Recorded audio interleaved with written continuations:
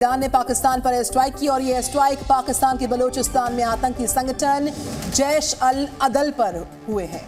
हालांकि ईरान ने कुछ ही देर बाद इस जानकारी को सोशल मीडिया से हटा दिया। आपको यह भी बता दें कि जैश अल अदल का मतलब होता है न्याय की सेना और यह आतंकी संगठन बड़े पैमाने पर पाकिस्तान में सीमा पार संचालित होता है और इस संगठन पर ईरान की सीमा के भीतर बमबारी करने, सीमा पुलिस के अपहरण करने के आरोप भी लग चुके हैं।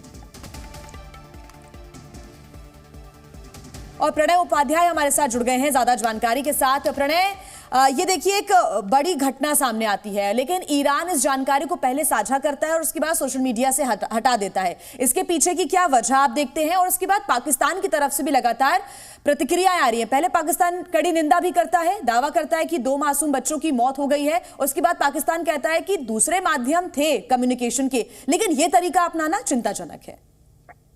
देखिए, स्वाभाविक रूप से ईरान ने जो कार्रवाई की है उसके बाद ईरान ने इस बात का संयम बरता है कि इससे जो है मामला और बढ़े नहीं। लेकिन पाकिस्तान के विदेश मंत्रालय की तरफ से आया हुआ बयान बहुत महत्वपूर्ण हो जाता है, क्योंकि यहाँ पर जो ड्रोन अटैक हुआ है और जो मिसाइल अटैक हुआ है वो पाकिस्तान के इलाके के अंदर हुआ है और पाकिस्तान के बलूचिस्तान का इलाका जो कि ईरान से सटा हुआ है। पाकिस्तान और ईरान के बीच में करीब 900 किलोमीटर की बॉर्डर है और हमें समझना होगा कि पाकिस्तान और ईरान के बीच क्रॉस बॉर्डर टेररिज्म के जो ग्रुप्स ऑपरेट करते हैं, ये एक मुद्दा रहा है और बीते कई सालों से पाकिस्तान और ईरान के बीच में इस मामले को लेकर चर्चाएं होती रही है, बात होती रही है, सिक्योरिटी फोर्सेस लेवल पर कन्वर्सेशन होता है। लेकिन अभी जो घटना हुई है ये बताता है कि किस तरीके से पाकिस्तान आतंकवाद को लेकर घिरा हुआ है और केवल भारत के ही निशाने या भारत के ही सवालों के कटघरे में नहीं खड़ा है, बल्कि ईरान भी परेशान है और ईरान को भी इस तरीके की कार्रवाई को अंजाम देना पड़ा है। क्योंकि आपको याद होगा 2019 में, अगस्त 2019 में पाकिस्तान के तत्कालीन प्रधानमंत्री इमरान खान तेहरान गए थे और वहां उन्होंने तेहरान यानी ईरान की जमीन पर इस बात को स्वीकार किया था कि कई क्रॉस बॉर्डर टेरर ग्रुप हैं जो पाकिस्तान में रहते हुए ईरान पर कार्रवाई कर रहे हैं, लेकिन हम इस मामले को सुलझाने के लिए सिक्योरिटी फोर्सेस से बातचीत करेंगे। राजनयिक स्तर के ऊपर भी देखें तो इस मामले के ऊपर दोनों के बीच में कई बार बातचीत हो चुकी है, लेकिन कहीं ना कहीं ईरान का इस चीज को लेकर फ्रस्ट्रेशन है कि कार्रवाई नहीं हुई जैसा वो चाहते थे, जिस तरीके से वो डिसाइसिव एक्शन चाहते हैं। और ये अपेक्षा अफगानिस्तान की भी पाकिस्तान से रही है, भारत की भी पाकिस्तान से रही है, ईरान की भी पाकिस्तान से रही है। पाकिस्तान के लगभग हर पड़ोसी की ये उम्मीद है पाकिस्तान से कि पाकिस्तान आतंकवाद के खिलाफ निर्णायक कार्रवाई करे, इफेक्टिव कार्रवाई करे, और उस मामले पे कहीं ना कहीं पाकिस्तान कमजोर नजर आता है, जिसके नतीजे जो है वो इस तरीके की कार्रवाई में होते हैं। भारत को बालाकोट के अंदर एयर स्ट्राइक करनी पड़ी, फरवरी 2019 की वो घटना थी। उसके बाद अगर आप देखें तो इस घटना के अंदर भी ये सामने आता है कि ईरान को इस तरीके की कार्रवाई का सहारा लेना पड़ा। और ऐसे में जबकि ईरान और पाकिस्तान के बीच में इस चीज को लेकर बातचीत हो रही थी, ये बात खुद पाकिस्तान का विदेश मंत्रालय और उसका जो जारी बयान है वो स्वीकार करता है कि कई तरीके थे, क्योंकि इसके बाद पाकिस्तान की तरफ से तेहरान के अंदर अपनी नाराजगी दर्ज कराई गई है। इस्लामाबाद के अंदर जो ईरान के राजदूत हैं उनको तलब किया गया है, उनको इस मामले में डिमार्च इशू किया गया है। राजनयिक स्तर के ऊपर कहीं ना कहीं जब ब्रेकआउट होता है, जब संवाद टूटता है, तभी किसी एक देश के सामने जब कोई विकल्प नहीं बचता तो उसको आतंकवाद के खिलाफ निर्णायक कार्रवाई इसी तरीके से करनी पड़ती है। हालांकि ईरान की तरफ से अगर 2 दिनों में आप देखें तो ये कार्रवाई सीरिया के अंदर भी की गई है, साथ ही इराक के अंदर भी की गई है और उसने कहा है कि उसने कथित तौर पर आईएसआईएस के कुछ ठिकानों के ऊपर, साथ ही इराक में उसका दावा है, ईरान का दावा है कि उसने मोसाद के कुछ जो ठिकाने हैं, हालांकि इजराइल की सिक्योरिटी एजेंसी है मोसाद, उसके ठिकानों को निशाना बनाया। लेकिन अगर पाकिस्तान की बात की जाए, बलूचिस्तान का वो इलाका जिस इलाके के अंदर ईरान कई बार इस मुद्दे को उठाता रहा है और वो बयान बहुत महत्वपूर्ण होता है, मैं एक बार फिर उसका उल्लेख करना चाहूंगा कि पाकिस्तान के तत्कालीन प्रधानमंत्री ने कहा, पास इस बड़ी खबर पर जी न्यूज की नजर लगातार, इस बीच लगातार ब्रेकिंग न्यूज आ रही है। आतंकी संगठन ने जिस तरीके से पूरा घटनाक्रम को अंजाम दिया, पाकिस्तान ने ईरान को चेता दिया इस घटना के गंभीर परिणाम होंगे। पाकिस्तान ने ईरान को कड़ी चेतावनी दी है, तो इस घटना के गंभीर परिणाम होंगे। पाकिस्तान की तरफ से लगातार ये कड़े शब्दों में निंदा भी की जा रही है। और प्रणय हमारे साथ लगातार। प्रणय, ऐसे समय में जब इजराइल हमास संघर्ष चल रहा है, मिडिल ईस्ट में तनाव का माहौल बना हुआ है, इस टाइमिंग को लेकर आप क्या कहेंगे? इस पूरे घटनाक्रम की टाइमिंग को लेकर, समय सीमा को लेकर? देखिए, जाहिर तौर पर आपने बिल्कुल सही सवाल पूछा निधि। इस पूरे मामले के अंदर कहीं ना कहीं कनेक्शन जो है वो मिडिल ईस्ट का, या कहें हम जो वेस्ट एशिया का जो इलाका है उसके अंदर जो क्राइसिस चल रहा है उससे भी जुड़ा हुआ है, क्योंकि ईरान के ऊपर पश्चिमी देश लगातार इस चीज को लेकर सवाल उठा रहे हैं। वो कह रहे हैं कि जो कुछ हो रहा है उसके पीछे कहीं ना कहीं ईरान है। इसलिए ईरान की ये जो कार्यवाही, चाहे उसने इराक के अंदर की हो, चाहे उसने सीरिया में की हो या पाकिस्तान से सटे इलाके में की हो, उसको वो ये दिखाने की कोशिश कर रहा है अंतर्राष्ट्रीय मंच के ऊपर कि वो आतंकवाद के खिलाफ है। जो कुछ वो कार्रवाई कर रहा है वो आतंकवाद इस्राइल के खिलाफ एक निर्णायक एक्शन लेने के लिए कर रहा है। लेकिन बहुत महत्वपूर्ण हो जाता है कि ईरान और पाकिस्तान के बीच में यह घटना अचानक नहीं हुई है। इसके पहले दोनों के बीच में कई बार बातचीत हुई है। बीते 5 सालों में अगर देखें तो ईरान ने कई बार इस मुद्दे को उठाया है और पाकिस्तान की तरफ से भी ये कहा जाता रहा। अगर आप देखें कि पाकिस्तान की सिक्योरिटी फोर्सेस के ऊपर, जिसके अंदर 14 जो सुरक्षाकर्मी हैं वो मारे गए थे, फरवरी 2019 की घटना है, तब उस समय में पाकिस्तान की तरफ से इस मुद्दे को ईरान के साथ उठाया गया था कि ये जो आतंकी संगठन है ये ईरान में भाग जाते हैं।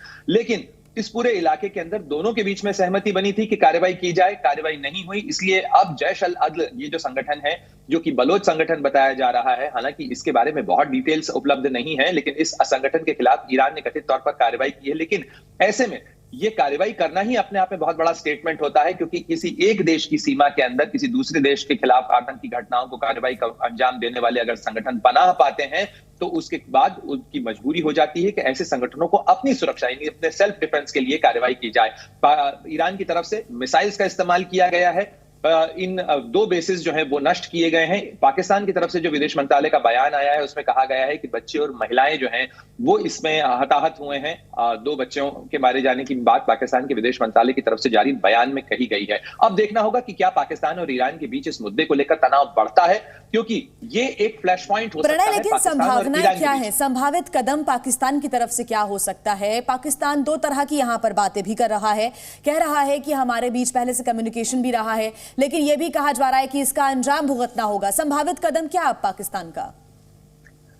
देखिए, ये देखना होगा कि पाकिस्तान इसके अंदर संभावित कदम की बात जरूर कर रहा है, क्योंकि वो एक डिप्लोमेटिक पॉस्चर की बात कही जा सकती है। पाकिस्तान ये बताने की कोशिश कर रहा है कि वो इसमें जवाबी कार्रवाई कर सकता है, लेकिन उसको इस बात का एहतियात रखना होगा। ईरान के साथ उसके इस्लामिक वर्ल्ड के बहुत सारे रिश्ते हैं, OIC का सदस्य है पाकिस्तान और ईरान दोनों ही। इसके अलावा 900 किलोमीटर की दोनों के बीच में बॉर्डर है। एक नया मोर्चा खोलना पाकिस्तान कतई नहीं चाहेगा, वो भी ऐसे में जबकि उसके यहाँ पे 8 फरवरी को चुनाव होने वाले हैं। इस समय दावोस के अंदर जो मुलाकात हुई, जिसकी तस्वीरें हम जी न्यूज पर दर्शकों को दिखा रहे हैं, ये मुलाकात जो है ईरान के विदेश मंत्री आमिर अब्दुल्लाहियान और जो पाकिस्तान के कार्यवाहक प्रधानमंत्री हैं अनवरुल हक, उनके बीच में मुलाकात हुई है। लेकिन आप देखिए कि एक तरफ ये मुलाकात होती है, यानी डिप्लोमेटिक चैनल से बातचीत भी हो रही है, दोनों के देशों के जो नेता हैं वो मुलाकात कर रहे हैं, लेकिन दूसरी तरफ ईरान को कहीं ना कहीं ये लगता है कि ये बातचीत नाकाम है, ये बातचीत नाकाफी है, और इसलिए उसे अपनी हिफाजत के लिए कहीं ना कहीं इस तरीके के मिलिट्री एक्शन को लेना उसकी मजबूरी होगा, और तभी ईरान की तरफ से इस तरीके की कार्रवाई की गई है।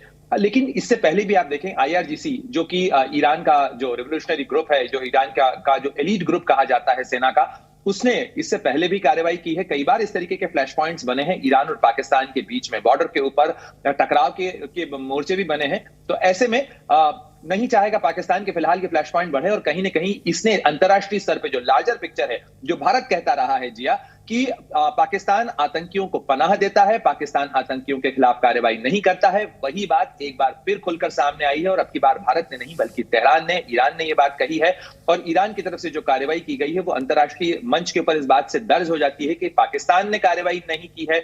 इसीलिए ईरान को अब मजबूरन अपने यहाँ आतंकी हमलों को अंजाम देने वाले आतंकी संगठनों के खिलाफ जिस तरीके से ईरान के हमलों से पाकिस्तान की बौखलाहट खुलकर सामने आ रही है, सतही मंच पर हम देख पा रहे हैं, बयानों में सुन पा रहे हैं, हमारी संप्रभुता के उल्लंघन की बात कर रहा है पाकिस्तान, तो जिन गंभीर परिणामों को भुगतने का भी जिक्र पाकिस्तान कर रहा है, उसका अंतर्राष्ट्रीय मंच पर लॉन्ग टर्म इफेक्ट आप क्या देख पाएंगे अगर ऐसा हो जाता है तो?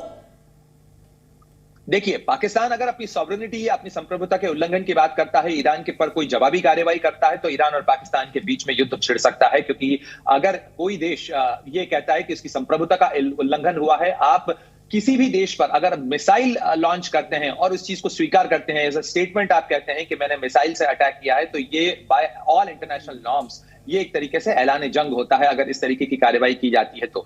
या आप किसी जगह पे एयर स्पेस वायलेशन करते हैं, आप हवाई हमला करते हैं, तो ये एक स्टेटमेंट ऑफ प्रोवोकेशन कहा जा सकता है, और उसमें पाकिस्तान अगर जवाबी कार्रवाई करता है तो दोनों के बीच में टकराव बढ़ सकता है।